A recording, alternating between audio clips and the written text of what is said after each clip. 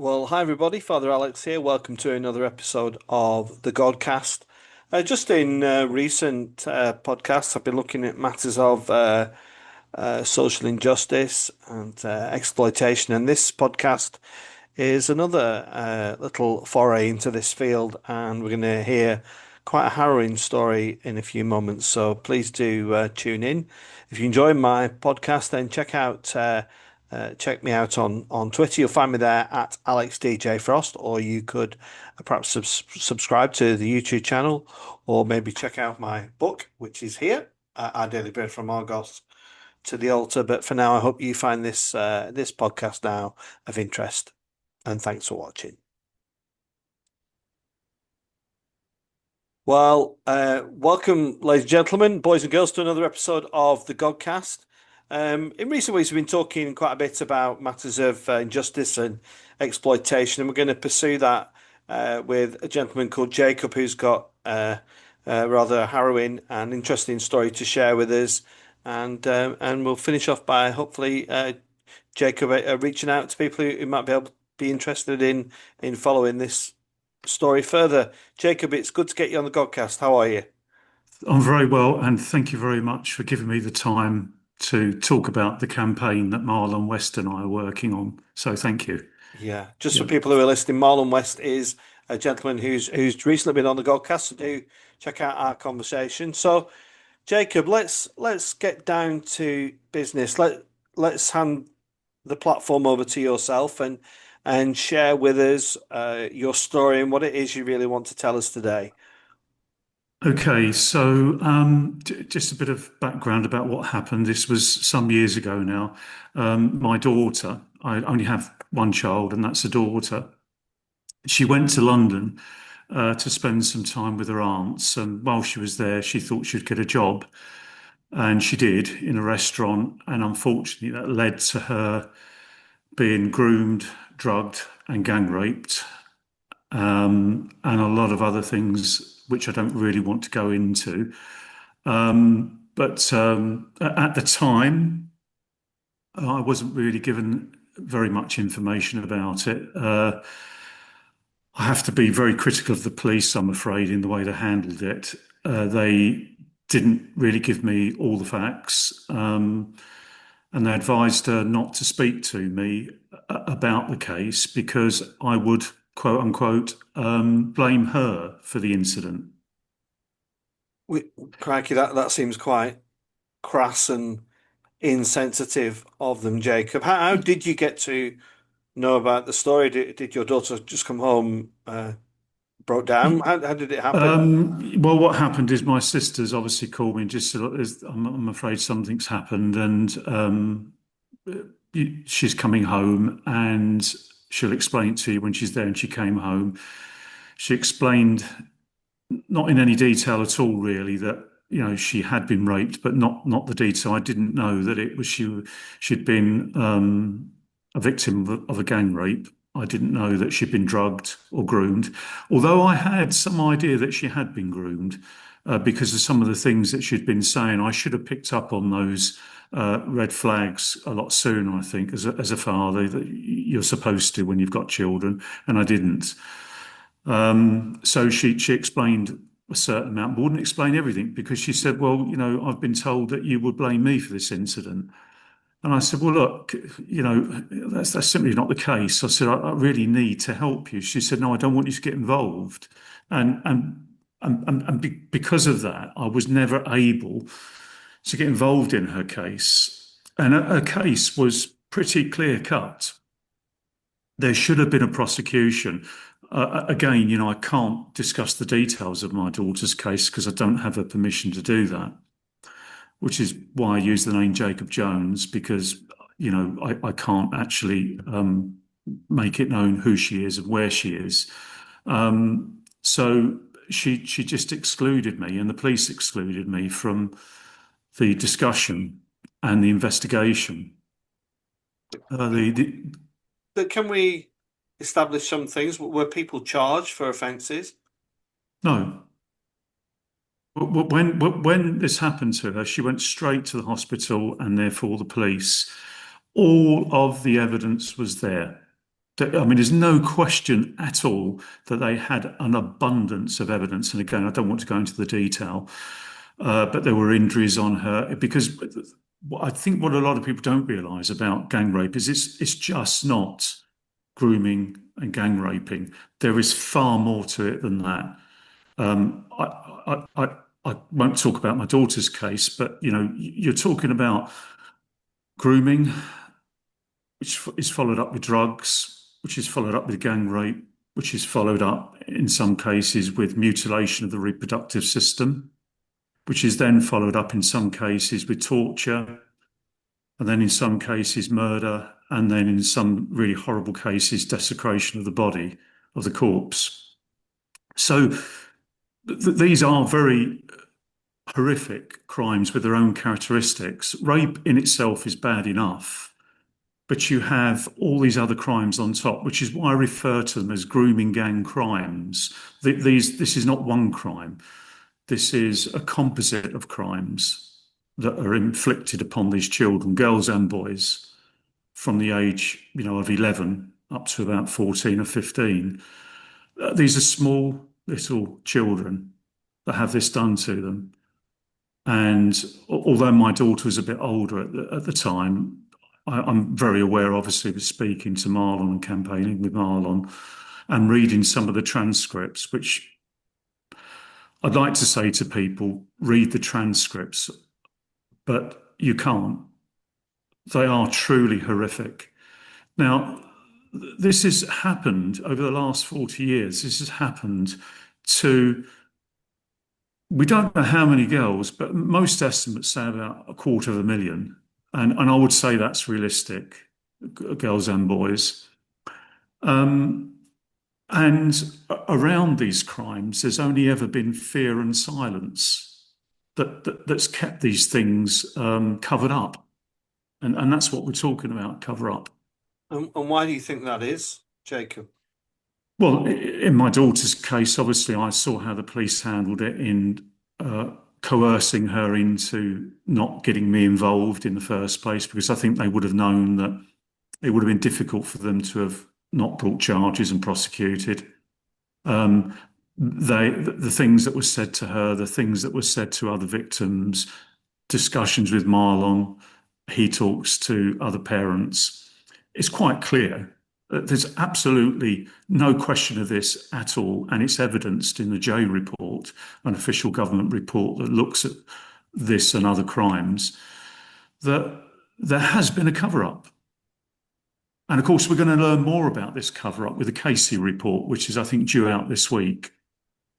So we know more details about that cover-up. But the people involved in the cover-up would be the police, who were either complicit, actually trafficking girls and boys, who were either complicit in the crime or weren't doing their duty. And it would be the same for the politicians, the councillors, and social services and care workers. This is a place that no one really wanted to go. There was a lot of fear around the subject. They fear the consequences of speaking out and losing their job.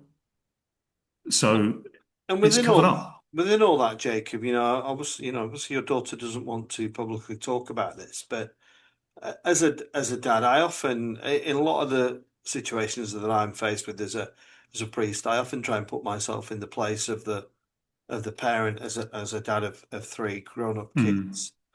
When you hear about such atrocities happening to your daughter, and then you establish that nobody has been kind of able to show you any empathy or compassion, what does that do to you as a dad and a human being? I'm pleased you brought that up, because what you've got is a situation where the worst, if these crimes were committed on me, that would be one thing, but they're committed on my child. That's worse than violating me. You violate my child. Having done that, there are further violations by the state. because they don't want to engage with you. No one wants to talk to you. I've actually lost friends over this because I've tried to talk to people about it because I realise the silence has been the real evil. Parents don't want to talk about it. Not that that's their evil. It's just the shame and all of the things that come with that. That's happened to your child. So you're dealing with all these emotions, and then when you do try and discuss it with somebody, you see a shuffling of feet. People sort of moving away because they think, well, this is a bit odd. You know, is this true? Are you a racist? Are you this? Are you that? And no one can really understand what's happening because you don't really hear about it. So you've got this, so you feel toxic. As a parent, you actually feel toxic. You feel all these emotions inside where your life has been torn apart. And then on top of that, other people then start adding to that destruction of the person who you are that wants to say, look, this is happening. Please, can we talk about it? Please, can we do something to stop it? But up until recently, I mean, things have changed recently, obviously, with the whole subject of grooming gang crimes being more publicly known. But this happened to my daughter many years ago. So back then, no, it's not something anyone at all wanted to engage with. And therefore, it continued. And therefore, it became worse. It never got better. Mm. I mean, we had the Alexis J report I think published in 2014 and again in 22. And this is still happening to girls and boys. It's still, so it's because we're just not getting through to the public, to parents, and saying, look, we need to protect our children.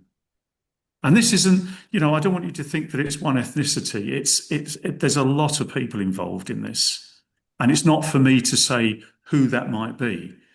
It is for the government to have a statutory national inquiry, a public national inquiry, which is what we've been calling for, which is what's been called for in Parliament, but gets nowhere. And I recently, sorry, I don't want to keep rambling. If there was something Right, else you it's wanted to add to important. Well, this. it's important, Jacob. Carry on what you were going to say.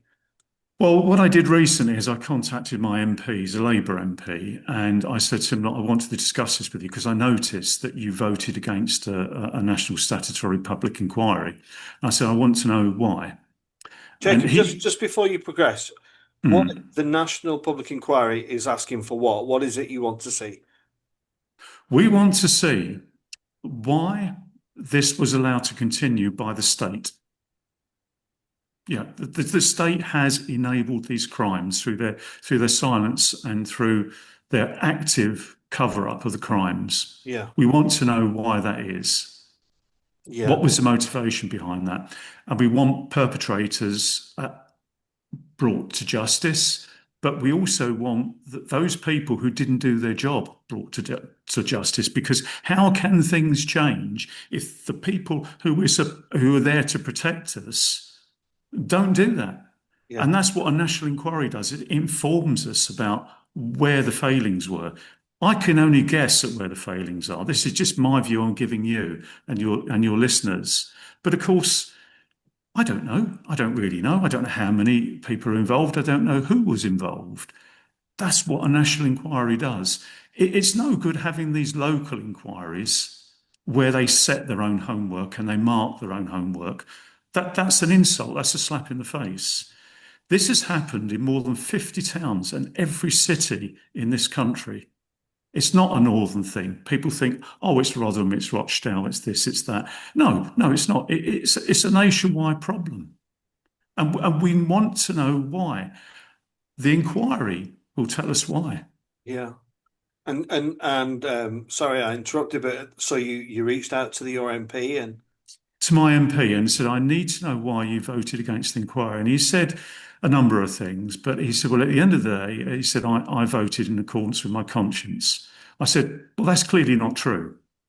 And the reason I know it's not true is because I've looked at the way all of the Labour MPs voted, and you virtually all of you voted no.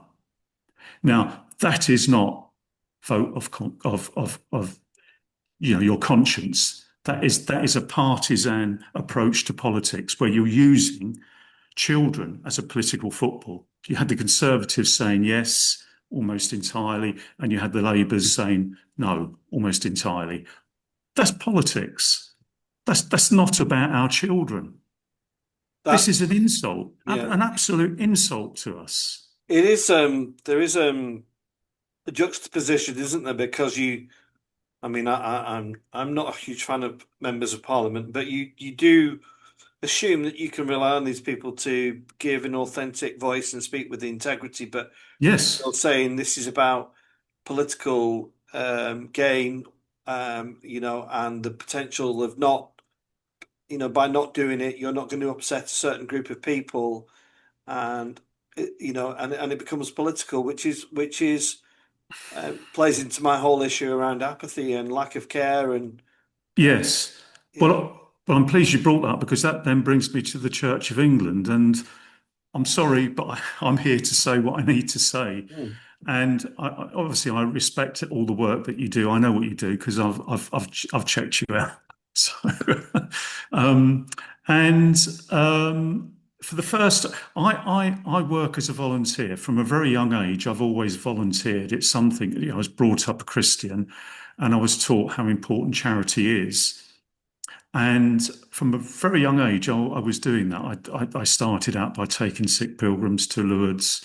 That was quite a journey. Did that for a number of years, and that progressed on to things like having working parties to repair churches. That would be, the C of E churches. So I've always given back, and even in my own village, being part of the parish council, just doing things wherever I can. I strongly believe in that because it's something that you do not for yourself, but just for a wider community. Hmm. It's not just buildings; it's nature as well. They're the two things that I love in my life is the natural world and the historic built environment. Two wonderful things. So I spent my time doing this. And then I went to one of the churches that I'd repaired and just said, I think I need some help. I'm starting a campaign and I need some help. And I was put in touch with the relevant people. I don't really want to name and shame, but the relevant people. And I was declined because I was told that what we were doing was political. Helping little children is political. That's what I was told. I said, no, you've made the wrong decision. In my own mind, I know that is the wrong decision. I want to appeal that decision. And I did. And I was turned down for the same reason again. On one side of this, of course, it's political because it's been made political. That wasn't my choosing. That's something that happened. On the other hand, this is about children, victims of gang rape, and much more than gang rape. And I expected that the church would want to be a part of this. But again, it's their fear. I think it's their fear of engaging with something that could turn out to be very toxic. And just to, obviously, we don't want to name names, but I presume you spoke into the higher echelons of the church. Would that be right? Not to the top, no, because that's a difficult thing to do. Perhaps you can help me with that. But, as high as I could go for what I needed at the time, yes. Yeah. So we've got we've got a story here, really, of desperate exploitation, grooming of a child, Mm. where nobody has ever faced the just criminal justice system for those crimes. Correct. And Correct. when you've turned to national institutions such as the Church of England Mm. and Westminster, you've just hit a brick wall. Yeah. Mm. As I've done in many cases. To be fair, I've just started to make some traction. Katie Lamb MP, I'm sure you know Katie, she's been very vocal in criticising Jess Phillips for her recent motion to take away the few local inquiries that we were going to get. And Katie was very critical in Parliament when that happened. I realised that she believed in what she was doing. It wasn't just scoring political points. So Marlon knows her better than I do, and he said, "Can you be a part of our campaign?" And she's agreed. So that's really encouraging when you get that kind of traction. Also, I'm talking to the Football Lads Association. I don't know if you're aware of them. That they're going to have a march on the 28th of June this month. Their association is to stop violence and racism within football, and they're very concerned about the presence of grooming gangs, and that's the purpose of their march this month on the 28th. So anyone who can make it, it's starting at Brussels Square noon and marching to Westminster. So they're engaging. Obviously, Marlon's engaging, and other people who perhaps your listeners wouldn't know. But suddenly, you hit these walls as we just mentioned, but then suddenly you penetrate the walls and you kind of get somewhere with it. But it's hard work, and it shouldn't be. It shouldn't be hard work. Yeah, and this your account resonates very strongly with Marlon's account. Of when Mm, you turn for help, and yeah, there's a total avoid. fix. And Mm. this campaign, you hopefully will put pressure on government. Yes, yes, we certainly hope so. So we've got something that we've labelled the new Jarrow March. So I don't know how much you know about the original Jarrow men. They're from Jarrow, Newcastle. This was back in the 1930s. They lost their jobs because the shipbuilding industry just collapsed, and had about 65% unemployment. And they campaigned for work. That's all they wanted, was the dignity of work. So they were called communists and agitators. Just as the fathers of grooming gangs are thought of as racists and extremists in some way, for whatever reason, I don't know, because we're not that way at all. That's not what we're about. We're about justice. And so I saw this synergy with the men of Jarrow who had to walk to Westminster and say, look, please give us the dignity of work. What we're after is the dignity of justice for what happened to our children. So I thought, wouldn't it be good to march in the spirit of the original Jarrow men? Because Newcastle's had its problems with grooming gangs, and some of the towns that we're going to march through have had their problems with grooming gangs. So I'm hoping that along the way we can deliver presentations to make people aware, because that's another big thing, is I want people to be aware of the red flags. When this happens to your children, you need to be aware of it, so that the campaign is about education as well as collecting those signatures, both online and on paper, as we march through to London, so that when we get to Westminster, hopefully the numbers will be big enough that we would have given Parliament a good idea about the way people feel about this, and that we must have that inquiry. You can't hide from it. If there's anyone out there that's part of the Labour Party, this will never go away for you. And the more that you resist it, the worse it will become. The optics are not good for you. Do the right thing. Have the inquiry. Do it properly. Are you gathering any media interest in this, Jacob? Are you? Yes, yes, we are. GB News have expressed, particularly Charlie Peters. He's helped me and Marlon in the past. So we're hoping that we've got at least one channel that's going to cover us, but there's no sign yet of the BBC. So I hope they do engage with us. Yeah, well, I will certainly share this with the media contacts that I have, and Thank you. and it's sometimes I would just encourage you to be um, resilient and hopeful. Sometimes I drop something on social media, thinking nobody's seen it, then all of a sudden a journalist from whatever paper Yeah, and you only need one or yeah. two to see that, Mm. and the snowball gets bigger, doesn't it? And It does, yeah. And I think, newspapers, various other channels, I think, please try to help us on this march because it's not going to be our last attempt, but it's going to be a big attempt. And it's on the 17th of August, just so that your listeners know. And we're starting from Jarrow on the 17th of August. So please, if you can be there, you don't have to march the whole way. You don't have to be as mad as I am or Marlon to try and attempt the whole march. Hopefully, we can do it. But please just join us for part of the march along en route. If you go to our website, which is parentsspeakup.org, go to our website and all the details. button again. We sorry, listeners, we just lost Jacob for a moment. Jacob, you were telling us about where we can find more about you. Just continue.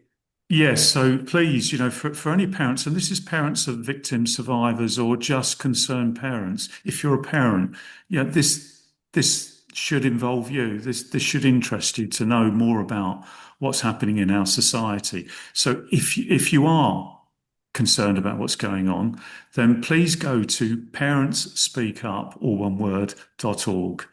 And we've got a website, it's up and running, and you'll see the details online of what we hope to achieve with the march and the education program that we hope to deliver along the way. So please go to that website, find out more, and message us. If you can, just message us, and if you've got anything that you'd like to add to the campaign. And just finally, Jacob, this happened to your daughter many years ago. Mm. What is it that drives you to, I understand when things get under the skin that you can't let them go. But what is the key thing here that's driving you? The key thing here is, and you might have to help me out with this because I don't know where the quote comes from originally. The key thing here is for me is that my father told me, he said, in order for evil to prosper, it takes good men to say nothing. So I'm speaking up. Yeah. Well, I've got the utmost admiration for you, Jacob, and I feel it's the least I can do is to offer you this platform to tell people about it. Do keep in touch with us. Thank you. People who are watching this do Mm. follow up Jacob's signposting to the website, and just say thank you, Jacob, for sharing your story on the Godcast. Thank you very much, Father Alex. Thank you very much for the time and the space. Thank you.